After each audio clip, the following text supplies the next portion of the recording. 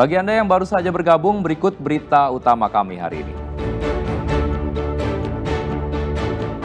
Usai diterjang hujan deras, bangunan dapur rumah di Magetan ambruk menimpa seorang nenek hingga tewas.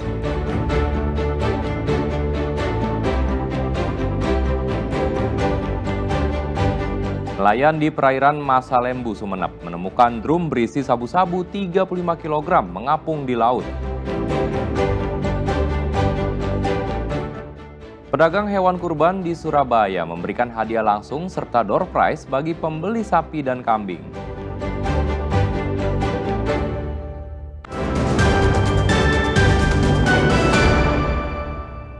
Usai diguyur hujan lebat, sebuah bangunan dapur rumah warga di Magetan ambruk. Akibat peristiwa ini, seorang nenek tewas tertimpa bangunan. Beginilah kondisi dapur rumah milik Rukinem, 70 tahun, warga desa Sidomulyo, Kecamatan Sidorejo, Kabupaten Magetan.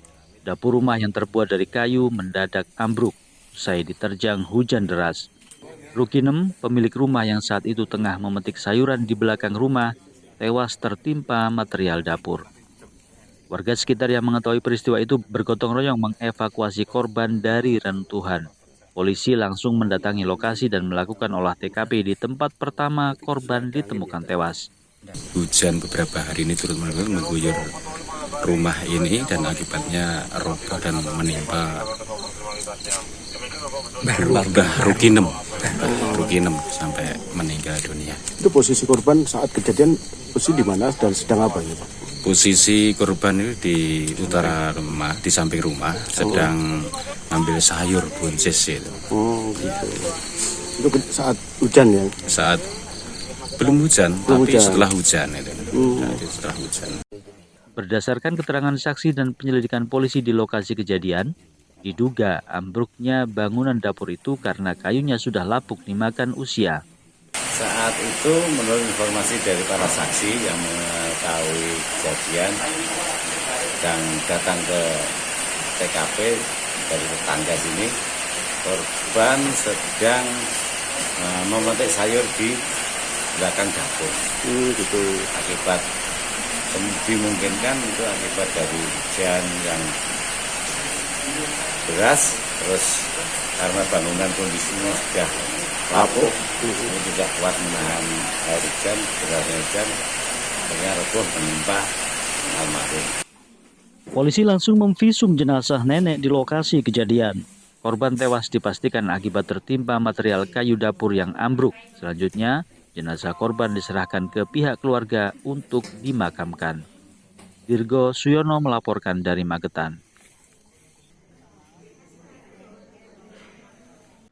Angin kencang disertai hujan deras menerjang 7 dusun di Kecamatan Tanah Merah, Bangkalan. Selain memporak-porandakan rumah warga dan pertokoan, angin juga menumbangkan pohon berukuran besar. Tidak ada korban jiwa maupun luka dalam peristiwa ini. Kepanikan warga terjadi saat hujan deras disertai angin kencang saat menerjang desa Batangan di Bangkalan. Beberapa atap rumah warga terbang berhamburan disapu angin puting beliung. Angin puting beliung tidak hanya menerjang atap rumah warga, namun juga menumbangkan pohon berukuran besar. Kejadian yang berlangsung singkat ini tidak menimbulkan korban luka maupun korban jiwa. Berapa rumah yang terdampak, Pak? Belum kita memberikan jumlah yang pasti, ya? Mas. Cuman besok insya Allah sudah datanya terkumpul. Sekarang teman-teman Kadus sedang gerilya untuk mendata itu. Pak, tadi kerusakan di bagian rumahnya ini bagian apa saja, Pak? Bagian atas, Mbak. Tertimpa kayu besar. Selain rumah ada apa saja, Pak, yang rusak? Ada sekolah SD 1 cuman rusak ringan. Sampai roboh, Pak, rumah. Ada yang sampai roboh rumahnya, Pak? Rumahnya ngeroboh sih enggak, cuman hancur semua. Ada warung satu, ada roboh. Warung satu dekat balai desa. Banyak pohon yang tumbang dan juga merusak rumah. Ada beberapa rumah yang sangat parah, mungkin ada dua atau 3 rumah yang cukup parah, rumahnya Pak Tajul dan rumahnya Pak Hole ya. Untuk yang lain, teman-teman dari BPD akan mencoba untuk mengecek malam ini juga sehingga besok mungkin bisa diketahui jumlah korban, material dan kalau jiwa alhamdulillah tidak ada, Mas ya, sementara ini.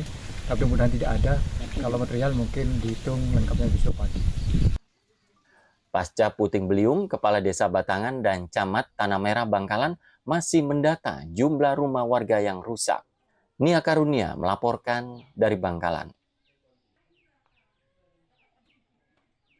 4 nelayan asal Masalembu Sumeneb yang sedang mencari ikan menemukan narkoba jenis sabu di dalam drum terapung di laut.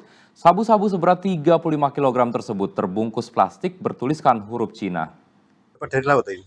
Iya Pak, sampean? Kemarin tuh Pak. Drum berisi narkotika jenis sabu-sabu seberat 35 kg ini ditemukan 4 nelayan asal Pulau Masalembu. Para nelayan yang sedang mencari ikan ini awalnya melihat drum terapung di tengah laut. Saat dihampiri, ternyata drum masih dalam keadaan tersegel. Para nelayan yang tidak berani membuka akhirnya melaporkan ke petugas Koramil dan polisi. Petugas kemudian mengevakuasi drum ke daratan dan membukanya. Setelah dibuka, ternyata drum ini berisi narkoba jenis sabu-sabu. Sabu-sabu yang ditemukan sebanyak 35 kg terdiri dari paket berisi 1 kg dan terbungkus plastik bertulisan huruf Cina. Saat ini petugas masih memburu pemilik atau pemesan barang haram sabu-sabu. Tim dari PNN dari Surabaya, dari PNP Surabaya mengirimkan tim penyidik beserta alatnya ke Sumeneb. Nah, sehingga pada saat kapal yang mengangkut barang temuan tadi tiba di Sumeneb pada hari Jumat tadi kurang lebih jam 15.00 sudah tiba dan kemudian dilakukan pengetes pengujian dan ternyata dinyatakan positif itu adalah sabu-sabu. Petugas mengimbau kepada masyarakat untuk melapor jika menemukan benda mencurigakan di laut demi mencegah peredaran narkotika di wilayah Madura. Fatur Rosi melaporkan dari Sumeneb. Ya, jelang Hari Raya Kurban atau Idul Adha, di antara yang menjadi buruan masyarakat adalah bumbu masak instan olahan tradisional. Di pasar Cermai Gresik misalnya, bumbu gulai, sate, hingga krengsengan laris manis, hingga omset pedagang naik 4 kali lipat dibanding hari biasa.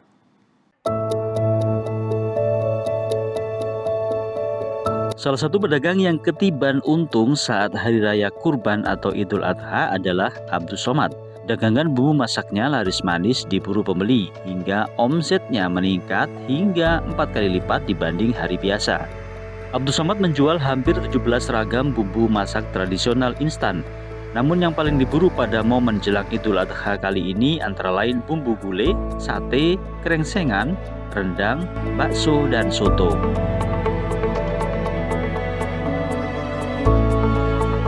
Bumbu masakan tradisional ini dibuat dengan bahan rempah-rempah seperti cabai, jahe, laos, kunyit, dan lainnya. Setelah diracik, semua bahan digiling hingga tekstur kelembutannya sesuai. Selain berbahan rempah-rempah, Abdus Somad juga memakai resep khusus keluarganya yang sudah turun-temurun sejak tahun 1970-an. Kalau untuk momen Idul Adha itu biasanya itu gulai, krengseng, soto, sama rendang.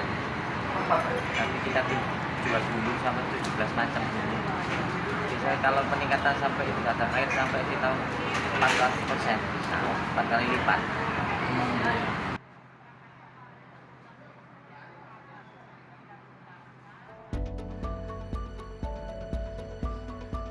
Untuk harga bumbu siap masak rata-rata Rp70.000 per kilogram. Biasanya para pembeli dari kawasan Gresik sendiri dan ada pesanan dari luar kota. Ada yang membeli secara eceran dan ada juga secara partai atau grosir untuk dijual lagi. Persiapan kurban juga buat sehari-hari. Jadi lebih simpel, nggak usah ribet repot. Yang pertama itu enak, jadi cocok dengan keluarga saya. Iya, karena kan untuk bumbu itu kan nggak gampang Bu ya. Iya, Jadi kadang ada yang ini kalau di sini tuh racikannya pas gitu. Nah, bagi Anda pecinta kuliner di Hari Raya Idul Adha nanti, tidak perlu susah-susah membuat atau meracik bumbu sendiri. Cukup membeli bumbu masakan yang sudah jadi dan siap dimasak di rumah untuk hidangan keluarga.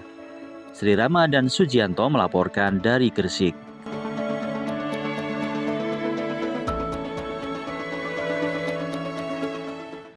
Banyaknya lapak penjualan hewan kurban di Surabaya membuat salah satu pedagang memutar otak untuk menarik minat pembeli. Salah satunya pedagang hewan kurban di kawasan Mer Surabaya yang memberikan hadiah boneka domba serta door prize alat rumah tangga bagi setiap pembeli ternak kurban.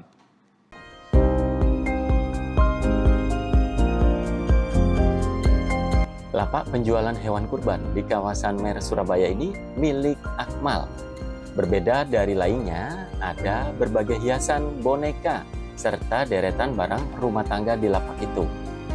Bukan hanya pajangan, namun barang rumah tangga serta boneka domba itu ternyata untuk hadiah langsung serta door prize. Setiap pembelian satu ternak kurban, pembeli mendapatkan sebuah boneka domba serta undian door prize. Antara lain kompor, setrika, sabun cuci piring, hingga makanan ringan.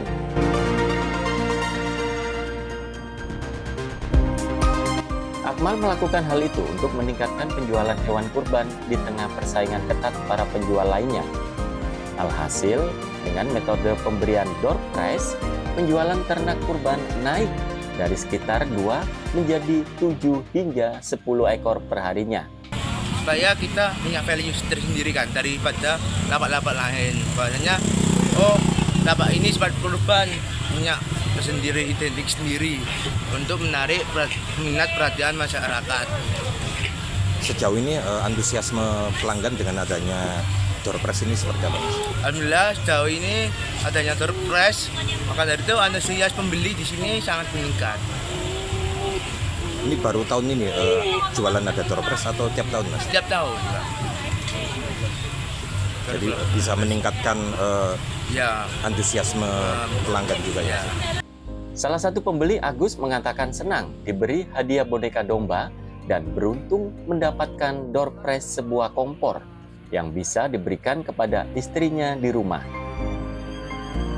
Saya mau beli kambing, Pak. Kenapa, Pak, kok beli ke sini? Karena kambingnya bagus-bagus ini, gemuk-gemuk ini, besar ini. Ini di sini kan setiap pembelian hewan kurban dapat hadiah boneka. Oh ya, dapat boneka. Terus ada kompor. Dapat boneka satu. Gimana, Pak, perasaannya dapat hadiahnya? Ya senang. Ini jadi bonekanya bisa buat anak di rumah ya? Ya, buat anak di rumah. Kompornya buat istri di dapur. Oh, dapat door prize alat kompor ya, Pak, ini ya? Ya. Jadi terbantu ya, Pak, ya, dengan adanya hadiah. Alhamdulillah. Harga hewan kurban yang dijual bervariasi. Untuk kambing dibanderol mulai harga dari 2,5 juta rupiah, domba mulai dari harga 1,7 juta rupiah, dan sapi mulai dari harga 14 juta rupiah per ekor. Dari Surabaya, Ari Purwanto melaporkan. Ya, informasi tadi sekaligus mengakhiri jumpa kita di Berita Jawa Timur. Jangan lupa, pastikan Anda subscribe channel YouTube Liputan 6 SCTV Daerah ya. Atas nama rekan yang bertugas, saya Ridho Yahya mengucapkan terima kasih atas perhatian Anda. Selamat beraktivitas dan sampai jumpa.